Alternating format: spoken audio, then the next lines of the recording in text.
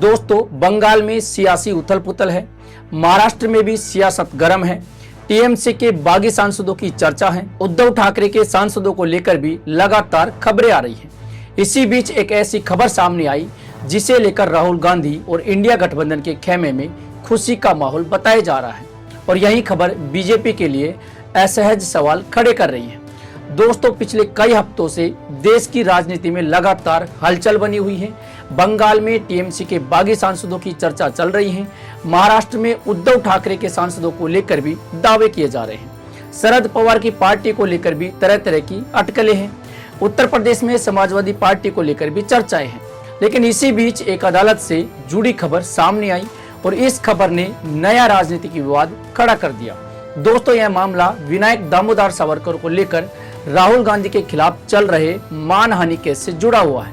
राहुल गांधी ने अपने एक बयान में कहा था कि वह माफी नहीं मांगेगी। उन्होंने कहा था कि वह सावरकर नहीं है। इस बयान को लेकर राहुल गांधी के खिलाफ मानहानि का मामला दायर किया गया था। लेकिन अब इस मामले में सुनवाई के दौरान एक नया मोड़ आ गया है और यही नया मोड़ चर्चा का विषय बन गया है। दोस्तों, अदालत में हुई सुनवाई के दौरान सावरकर के परिवार की तरफ से कुछ ऐसी बात कही गई जिसके बाद इस मामले ने नया राजनीतिक रंग ले लिया। सुनवाई के दौरान यह स्वीकार किया गया कि विनायक दामोदर सावरकर ने ब्रिटिश सरकार के सामने कई बार दया याचिकाएं दायर की थी। इसी बात को लेकर अब नई बहस शुरू हो गई है, क्योंकि विपक्ष लंबे समय से यही मुद्दा उठाता रहा है और अब इसी को लेकर बीजेपी और कांग्रेस के बीच आरोप प्रत्यारोप तेज हो गए हैं। दोस्तों, इस खबर को लेकर सोशल मीडिया पर भी खूब चर्चा हुई।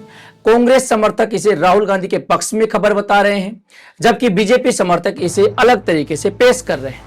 लेकिन राजनीतिक तौर पर यह खबर चर्चा के केंद्र में बनी हुई है। दोस्तों, राहुल गांधी का जन्मदिन भी इसी दौरान आया और इसी मौके पर कांग्रेस नेताओं ने इसे एक बड़ी राजनीतिक घटना बताया। दूसरी तरफ बीजेपी नेताओं ने राहुल गांधी पर निशाना साधा, यानी राजनीतिक बयानबाजी तेज हो गई है। इधर एक और विवाद सामने आ गया। कर्नाटक सरकार के मंत्री प्रियंक खड़गे ने आरएसएस के रजिस्ट्रेशन और फंडिंग को लेकर सवाल उठाए। उन्होंने कहा कि इतने बड़े संगठन की कानूनी स्थिति स्पष्ट होनी चाहिए। इसके बाद नया विवाद शुरू हो गया।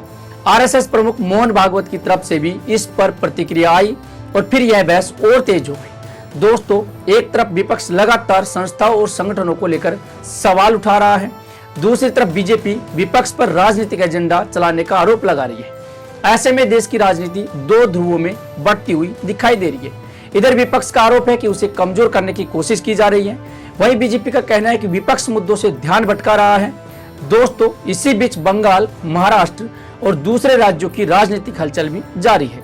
टीएमसी के बागी सांसदों को लेकर चर्चाएं हैं। उद्धव ठाकरे के खेमे में भी हलचल की खबरें हैं।